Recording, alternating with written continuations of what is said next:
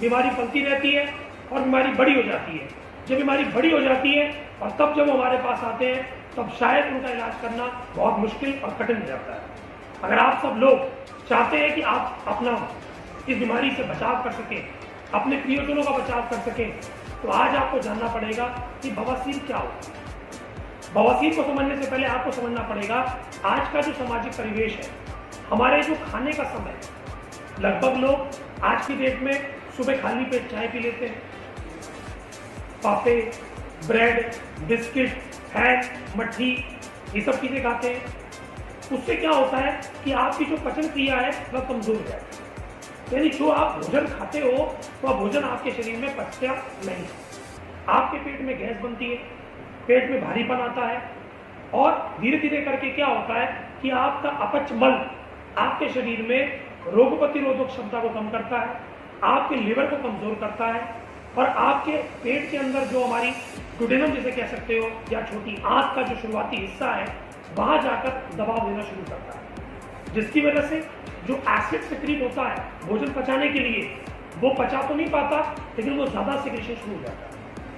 अब ज्यादा सिक्रेशन होने से क्या होता है, एसिडिटी बननी शुरू हो जाती है, हमारे पेट में जलन रहना, खट्टी डकारें आना, गले के अंदर यहां तक ऐसा लगना कुछ अटका हुआ है, ऐसा महसूस होता है। फिर जब बीमारी थोड़ी सी और बढ़ती है तो हमारी पेट के अंदर बढ़ते हुए पेट के अंदर क्या दिक्कत होती है कि पेट के अंदर भारीपन हो जाना, गैस से पेट फूल जाना, गुड़गुड़ाहट की आवाज आना और आपके पेट में चर्बी बढ़नी शुरू हो जाना।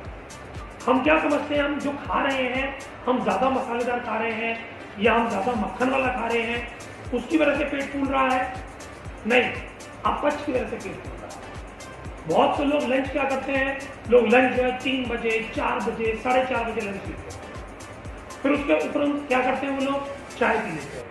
रात्रि का भोजन 10 बजे, 11 बजे तक करते हैं, रात को देर से सोते हैं और सुबह देर से उठते हैं। इससे आपके शरीर की जो मल प्रक्रिया है वो बिगड़ जाती है। आज आपको बात नोट करनी है, शरीर में 3 समय फिक्स टाइम पे एसिड निकलता है।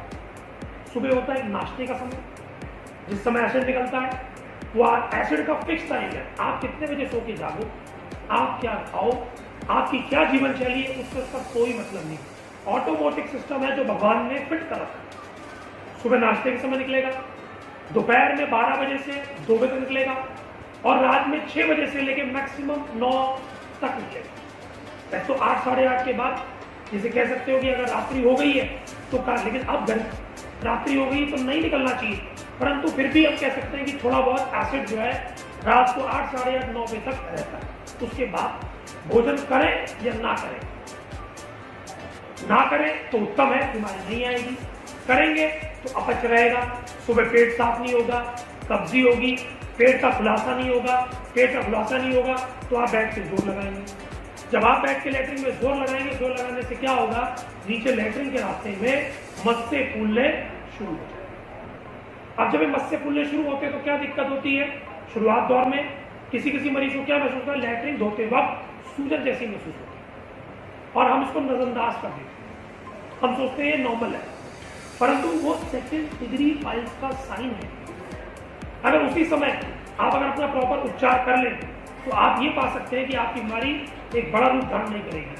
आपके मस्से वहीं ठीक हो सकते हैं। उससे क्या बचाव होगा, आपका शरीर जो सूख रहा है, आपका लिवर जो कमजोर हो रहा है, आपकी कार्य क्षमता कमजोर हो रही है, आपको हृदय रोग हो रहा है और अगर ये बीमारी कंट्रोल नहीं आई तो लैट्रिन के रास्ते मस्से फट जाते हैं और भयंकर खून गिरना शुरू हो जाता है। ऐसे मरीजों के अंदर जिनको बवासीर पैदा हो गई है, उनके अंदर क्या रहता है, फेफड़े की कमजोरी हो जाना, हार्ट की कमजोरी हो जाना, मानसिक तनाव रहना और मन के अंदर उथल पुथल रहना, वायु का प्रकोप है।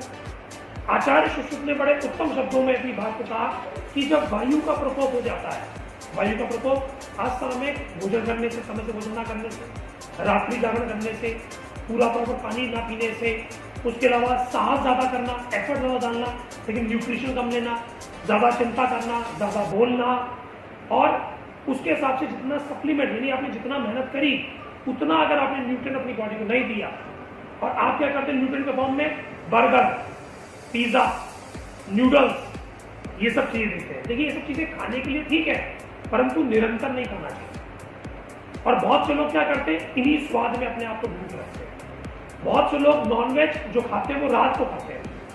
अगर आप नॉन वेजिटेरियन को दिन में ग्रहण करें, और मैं तो सलाह दूंगा कि नॉन वेजिटेरियन आप ना खाएं, किसी जीव को मार के क्यों अपने पेट को भरना है।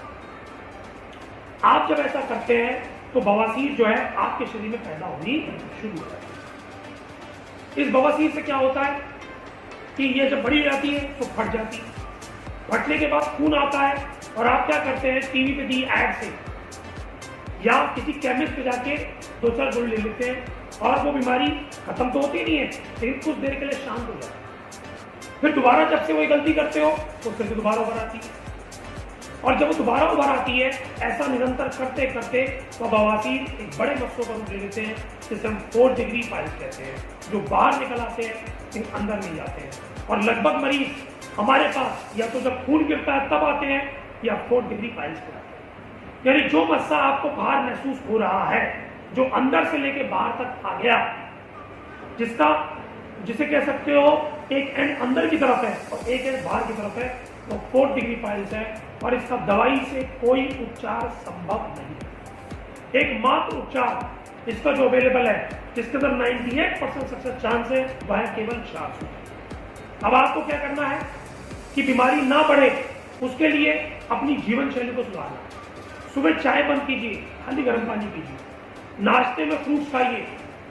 कितना खाएं? अपने वजन, मान लीजिए आपका वजन 80 किलो है तो 800 ग्राम फ्रूट खाएं। उसके बाद दोपहर में 400 ग्राम पहले सलाद खाएं, फिर रोटी सब्जी जो आपने घर में बनी हो उसको ग्रहण करें। अगर आपका अपच है, आपका पेट कमजोर है, वीक है, तो उस समय अपने शरीर को भोजन से लादना नहीं है। फ्रूट, सलाद, खिचड़ी, दलिया, हल्का भोजन जो आराम से पच जाए, उस पर ध्यान देना है। मुझे भी कई बार आके पेशेंट कहते हैं कि साहब मैं बीमार हो रहा हूं तो क्या मैं काजू बादाम खा लूं? मैं उनसे कहता हूं कि अगर आपको रोटी नहीं पच रही है, अभी आपको फ्रूट नहीं पच रहे हैं, काजू पचेगा? बिल्कुल नहीं पचेगा। बादाम पचेगा? बिल्कुल नहीं पचेगा। तो आपको अपने शरीर को ठीक करने के लिए सबसे पहले इस शरीर से लोड निकालिए, मल को निकालिए। मल निकलेगा कब? जब आप मल को ग्रहण करना बंद कर देंगे। अगर मल किसे कहें जो जल्दी नहीं पच पा रहा है, वह सब मल को बन जाता है। एक मल तो वो होता है जो निकल जाता है, एक मल वो होता है अपच मल, जो आपके पेट में पड़ा रहता है और सड़ता रहता है, और उस सड़ान से आपका लिवर खराब होता है, आपकी किडनी खराब होती है। तो आज हमें सबसे पहले निर्णय क्या लेना है कि अगर हम अपने शरीर में बवासीर के ऊपर ध्यान दें, तो हम अपने लिवर को, अपनी किडनी को और अपने हृदय को बचा सकते हैं। ऐसा मरीज जिसको हृदय रोग है, उसमें बवासीर जरूर मिलेगी। ऐसा मरीज जिसका लिवर कमजोर है, उसमें बवासीर जरूर मिलेगी। ऐसा मरीज जिसकी किडनी खराब है, उसको बवासीर जरूर मिलेगी। तो आप सब लोगों का धन्यवाद मेरे सेशन को सुनने के लिए। हम अगली बार फिर से नई जानकारियों के साथ आप सब लोगों का स्वागत करेंगे। धन्यवाद, नमस्कार।